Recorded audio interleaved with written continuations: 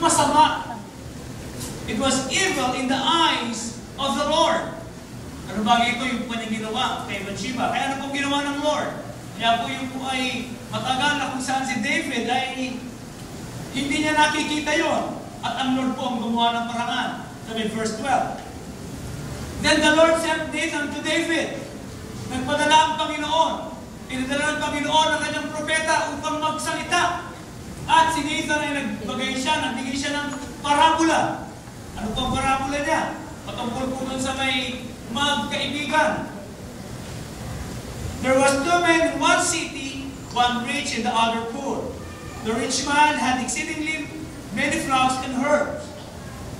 But the poor man had nothing except one little ewe lamb, which he had brought and nourished. And it grew up together with him and with his children. It ate in its own food and drank from his own cup and lay in his bosom. And it was like a daughter to him. And a traveler came in, the rich man, who refused to take from his own flock and from his own herd. He prepared for the wayfaring man who had come to him. But he took the poor man's lamb and prepared it for the man who had come to him. Ano po ang parabola? Kinuha ng mayamang ito ang nag-iisang alaga ng kanyang kaibigan para ihanda sa kanyang bisita. Nag-iisa na lamang, inago pa. Ilang istorya. So David was angry, was greatly arose against the man. Tingnan po natin ang reaction ni David. Pero actually, ang sinasabing istorya ni Nathan ay tungkol sa kanya.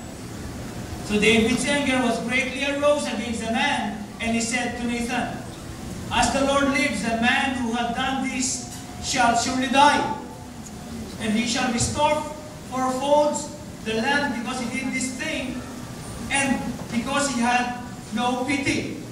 Sabi ni David, ang dapat sa taong yan ay talagang ibang dapat gawin dyan. No? Talagang siya ay nagalit sa taong ito. Ay dapat ibalik niyan. Walang awa yung taong yan. Pero suddenly, makikita natin, sinabi ng Prophet Nathan in verse 7, Then Nathan said to David, You are that man. You are that man. Ikaw ang lalaking yung nang-agaw. Kasi sinasabi mong dapat parusahan, dapat magbayad, ikaw yun. For the first time, si David, sa kanyang buhay, ay nakita niya ang tunay na larawan ng kanyang puso. Nang siya may kumprontahin ng propeta ng ating Panginoon na dinadala ang salita ng Diyos, nakita niya for the first time ang tunay na larawan ng kanyang buhay. Na before nang wala pa ang salita ng Diyos ay hindi niya ma-recognize. Siya ay nabubuhay doon sa kadiliman. Wala siyang liwanag upang makita niya na kanyang ginawa ay mali. Pero dahil sa habag ng Panginoon, kanyang pinadala ang kanyang propeta upang magsalita, upang harapin, ipaalam kay David na siya'y naging malupit. Tulad ng lalaking ito na binabanggit sa istorya. At ano po ang kanyang reaksyon? At ito ay ating makikita. When the prophet Nathan came to David, after he had committed adultery with Bathsheba, nakita niya ang totoong kondisyon ng kanyang puso, and he realized there's nothing he could do.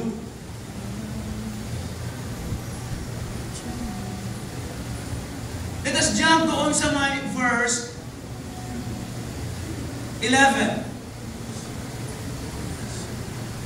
Thus says the Lord, Behold, I will raise up adversity against you from your own house, and I will take your wives before your eyes, and give them to your neighbors. And he shall lie with your wives in the sight of the sun. For you did it secretly, but I will do this thing before all Israel, before the sun. Sabi ng Panginoon, yung ginawa mong sikreto niyan, ay kala mo ay hindi nakikita. Pero mangyayari yan. Uli, sabi ng prophet, na kung saan ay broad daylight, makikita ng mga tao. Ang iyong asawa ay gagamitin ng iba. Look at in verse 13. So David said to Nathan, I have sinned against the Lord. Tingnan po natin dito, isang hari na kung saan ay pwede mong gawin ang iyong pagnanais. In fact, ginawa niya na kay Bathsheba. Pinatawag niya ang kanyang mga tauhan. Ang ginawa niya, sinabi, kilala, tanongin niyo nga kung sino yun. Yung mga tauhan niya blinding sumunod. O ipatawag niyo nga siya, kinuha naman. Si Bathsheba hindi naman pumalag. Kasi si David ay hari. Kung ano ang kanyang naisin, na kanyang nakikita siya ang hari, kung ano kanyang gustuhin, pag nanais niya, pwede niyang kunin. Suddenly, nung siya'y harapin ng propeta ito. At sabihin, ikaw yung dapat na mamatay, David. Ikaw yung masamang lalaking ito. Ito ang iyong ginawa.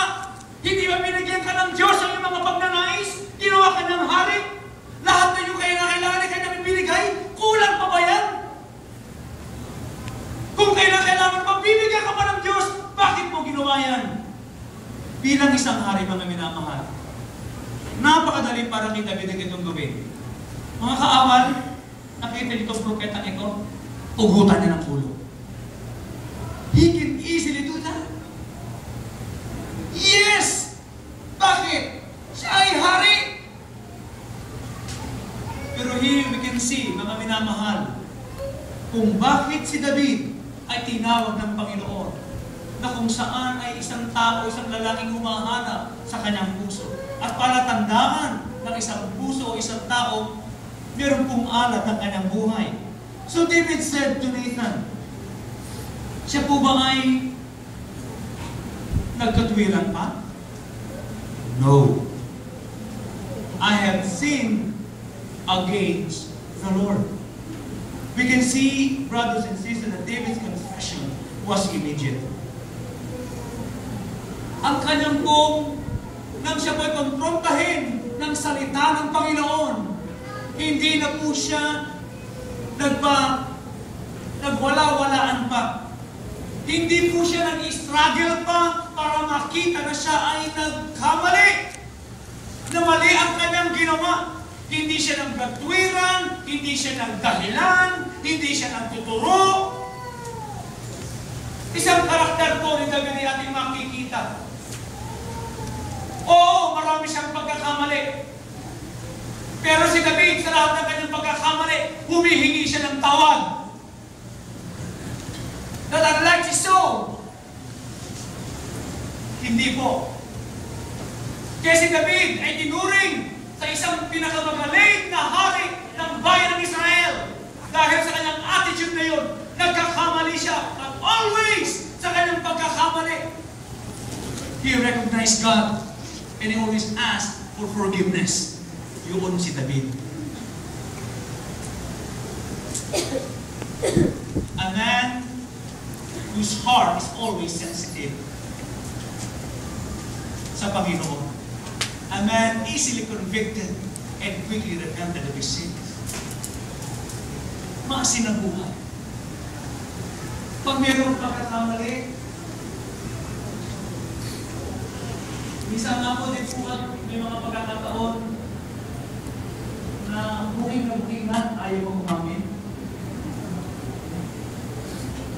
So, gusto yan sa showbiz. Sabi lang iba, ay, laglag na!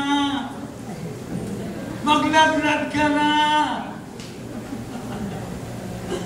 Pero may mga blindside din pa rin. Alam niyo mga minamahal, the same thing din sa buhay po natin. Anong kahihinatnan kapag tayo nagtatago pa ng ating mga pagkakamali sa buhay? Ano ang maidudulot ito sa ating buhay? Mga minamahal, ang ating buhay ay ating pong ialay sa Kanya. Na kung saan ay katanggap-tanggap, banal at kahayaan. Kaya ito natin Kristo humbling, pwede natin ialay sa Kanya. A salted life, easily convicted, and quickly repented of his sins. David's heart was sensitive towards the Lord.